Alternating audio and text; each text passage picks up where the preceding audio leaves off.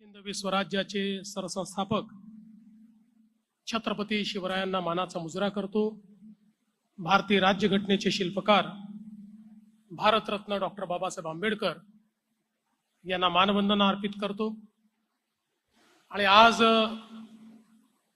नवीन स्वरूपामध्ये जे post office सुरू झालेलं आहे त्याच्या उद्घाटनाकरता आपल्यामध्ये उपस्थित एक फार मोठा वारसा जे चालवतात जनकोजीराव शिंदे, राणोजी शिंदे, महादजी शिंदे असं जे घराणं आहे त्या घराण्यातले आजचे वारसदार आणि भारत सरकारचे मंत्री माननीय श्री ज्योतिरादित्य शिंदेजी, आमचे सहकारी आमदार अमित साटमजी, मुख्य पोस्टमास्टर जनरल अमिताभ सिंह जी, हारून खान जी, रुपेश सावरकर जी, आचार्य पवन त्रिपाठी जी, या ठिकाणी उपस्थित सर्व भारतीय डाक विभागाच्या परिवारातील परिवारजन आणि उपस्थित सर्व भगिनी आणि बंधूंनो, आज अतिशय आनंदाची गोष्ट आहे की आमचं पोस्ट ऑफिस एका नव्या स्वरूपामध्ये पुन्हा एकदा जनतेच्या सेवेमध्ये रुजू होत आहे।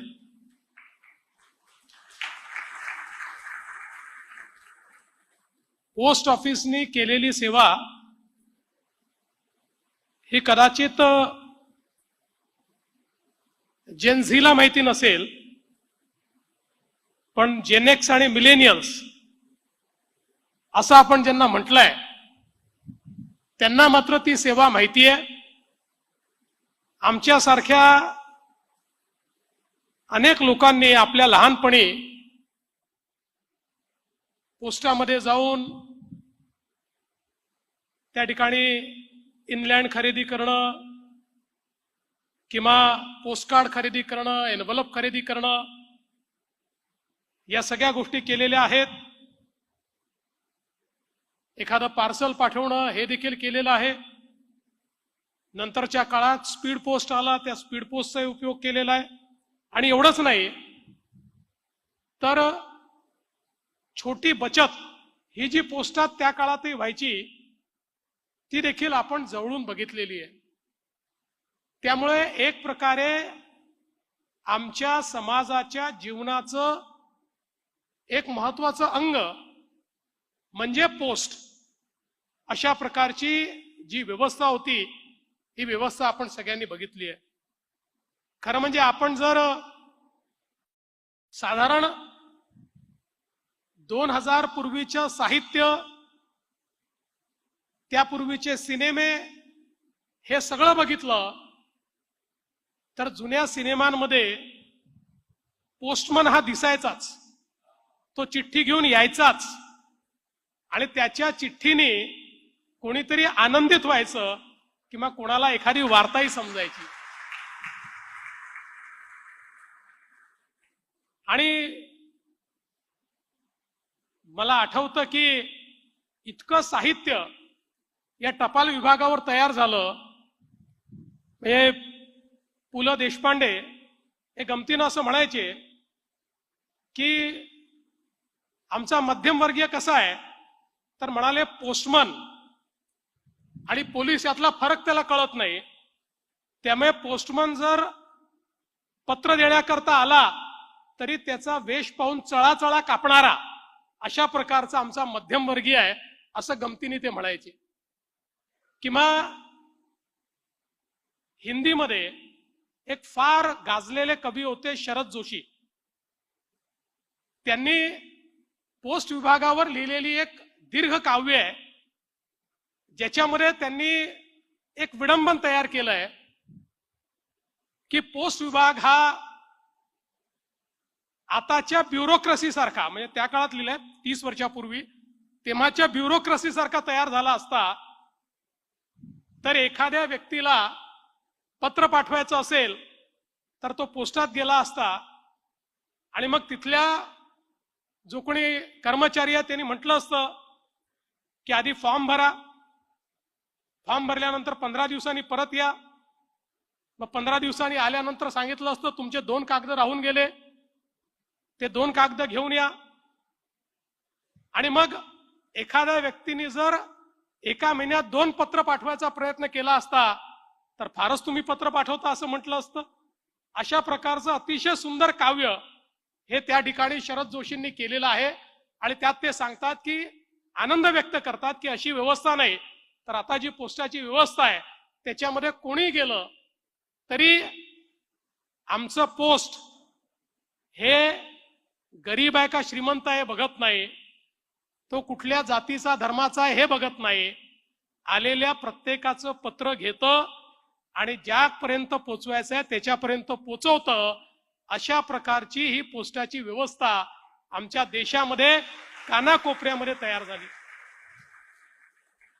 मला आठवतं मागच्या काळामध्ये एक कार्यक्रम आम्ही केला होता आणि त्या कार्यक्रमामध्ये कारगिलचं युद्ध सुरू असताना कारगिलच्या युद्धामध्ये जे आमचे सैनिक आणि अधिकारी दुर्दैवाने शहीद झाले त्यांनी त्या युद्धाच्या काळात आपल्या घरी पाठवलेली जी पत्र होती त्या पत्राचं वाचन आम्ही केलं होतं. ही सगळी पत्र आमच्या पोस्ट विभागाने त्या युद्धाच्या काळामध्ये त्या ठिकाणी त्या कारगिलच्या वॉर हिरोजच्या घरापर्यंत पोहोचवली होती. आणि त्यातनं ज्या भावना या सगळ्या आमच्या वॉर हिरोजनी व्यक्त केल्या होत्या त्या भावना वाचताना आम्ही सगळे भावविभोर झालो होतो. मला असं वाटतं की हे जे कार्य आहे मानवी संवेदनाचा वाहक म्हणून पोस्ट विभागाने आजपर्यंत काम केलेलं आहे.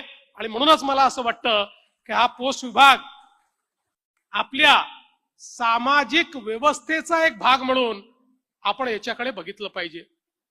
अर्थातच प्रत्येक जी गोष्ट असते त्याच्या लाईफ सायकल मध्ये जीवनामध्ये एक संक्रमणाची अवस्था असते आणि ती संक्रमणाची अवस्था ही साधारणपणे नवीन सहस्त्रक सुरू झालं आणि त्या काळामध्ये 90 नंतर आणि नवीन सहस्त्रकाच्या पहिल्या कालावधीमध्ये ज्यावेळेस मोठ्या प्रमाणात इंटरनेट आला, ज्यावेळी SMS सर्व्हिसेस सुरू झाल्या, कम्युनिकेशन ईमेलच्या माध्यमातून सुरू झालं, त्यातनं एक संक्रमणाची अवस्था आमच्या पोस्ट विभागाची तयार झाली. दुसरीकडे आपल्याला कल्पना आहे की मोठ्या प्रमाणात खासगी क्षेत्रही या ठिकाणी वेगवेगळ्या प्रकारच्या पार्सल सर्व्हिसेसमध्ये, कुरिअर सर्व्हिसेसमध्ये आलं. त्याच्यामुळेही एक संक्रमण अवस्था आमच्या पोस्ट विभागाला त्या ठिकाणी बघावी लागली. पण महत्वाचं असतं की आव्हानं जेव्हा समोर येतात त्यावेळी त्या आव्हानाला साजेसा बदल आपल्यामध्ये घडवणं आणि प्रत्येक काळामध्ये रेलेव्हंट राहणं हे अत्यंत महत्वाचं असतं.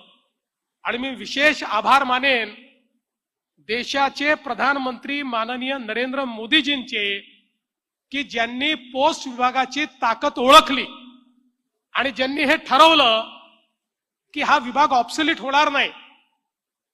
तंत्रज्ञान बदललं असेल, मीन्स ऑफ कम्युनिकेशन बदलले असतील, त्या प्रत्येक व्यवस्थेमध्ये आमच्या पोस्ट विभागाला कुठे ना कुठे जागा आहे, किंबहुना एक बिझनेस अपॉर्च्युनिटी आणि त्यासोबत प्रत्येक व्यक्तीला सेवा देण्याची संधी आमच्या पोस्ट विभागामध्ये आहे.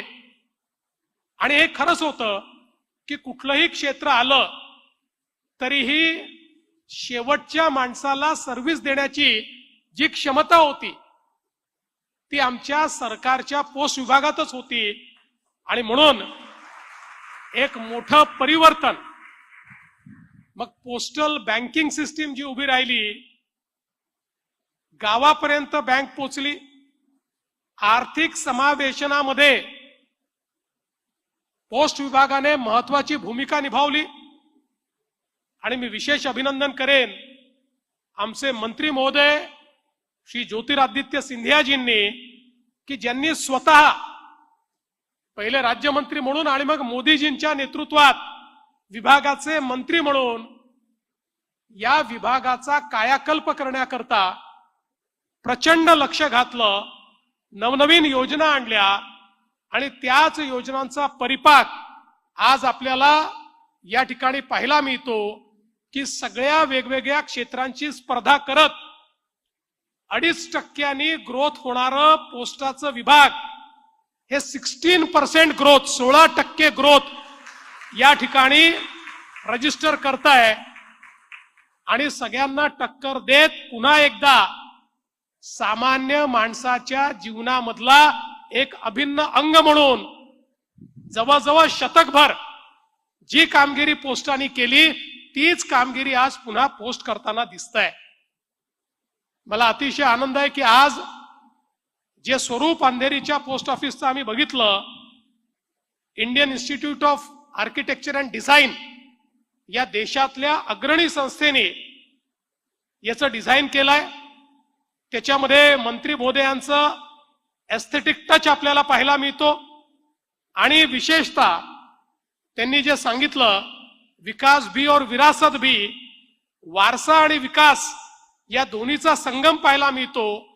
त्या बिल्डिंग मध्ये त्याचं जे हेरिटेज लुक आहे तेही सांभाळलेलं आहे आणि आधुनिकतम अशा प्रकारचं जे ब्रँडिंग पोस्ट विभागाला करायचं आहे ते ब्रँडिंग देखील त्या ठिकाणी झालेलं आहे। आधार पासनं बँकिंग पासनं तर त्या ठिकाणी ज्याचा उल्लेख झाला की स्वयंचलित किंवा आपल्याला ऑपरेट करता येईल अशी पार्सल सेवा इथपर्यंत सगळ्या गोष्टी या आपल्याला त्या ठिकाणी पाहायला मिळतात आणि इतकं सुंदर अशा प्रकारचं त्याचं ब्रँडिंग त्याचा अपीअरन्स हा त्या ठिकाणी तयार झालाय की निश्चितपणे कोणालाही असं वाटावं एकदा तरी आपण पोस्टात जाऊन यावं अशा प्रकारचं पोस्ट ऑफिस हे अंधेरीला तयार झालेलं आहे। आणि आता जवळपास 2200 ठिकाणी महाराष्ट्रामध्ये अशा प्रकारचं पोस्ट ऑफिस तयार होणार आहे। मी महाराष्ट्र सरकारच्या वतीनं मंत्री महोदय आपलं आणि देशाचे प्रधानमंत्री मोदीजी यांचे मनापासून आभार मानतो। आपण बघा की आव्हानांना समोर गेलं तर काय होतंय आपण बघितलंय। आपल्याच लाईफ स्पॅन मध्ये आपण बघितलं की ज्यावेळी आपल्या देशामध्ये आपण मोबाईल वापरणं चालू केलं त्यावेळी सगळं मार्केट नोकियाकडे होतं, पण ज्यावेळी बदल करण्याची वेळ आली त्यावेळी तेवढ्या वेगानं नोकियाने बदल नाही केला, तो सॅमसंगनी केला, तो ऍपलनी केला आणि हळूहळू सगळं मार्केट हे दोन ऍपल आणि सॅमसंग यांनी ते हळूहळू कॅप्चर केलं। त्यामुळे तुम्ही किती जुने आहात हे महत्वाचं नाहीये, आव्हानांना सामोरं जात तुम्ही किती स्वतःमध्ये बदल करता, किती आधुनिकता आणता, किती रेलेव्हन्स आणता आणि किती लोकाभिमुखता आणता याच्या आधारावर तुमचं भविष्य हे त्या ठिकाणी ठरत असतं। आणि अशा प्रकारचे प्रधानमंत्री आणि अशा प्रकारचे मंत्री हे आपल्याला मिळाल्यानंतर मी आजच सांगतो पुढचे 100 वर्ष आमच्या पोस्टाचं भविष्य उज्ज्वलच आहे, ते चांगलंच असेल, ते उत्तमच काम करेल हा मला विश्वास आहे। मी पुन्हा एकदा या उत्तम कार्यक्रमाबद्दल पोस्ट विभागाचं मंत्री महोदयांचे त्यांच्या समस्त अधिकाऱ्यांचे आभार मानतो आणि आम्हालाही इथे निमंत्रित केल्याबद्दल आपले आभार मानून मी माझे 2 शब्द संपवतो। धन्यवाद। जय हिंद, जय महाराष्ट्र।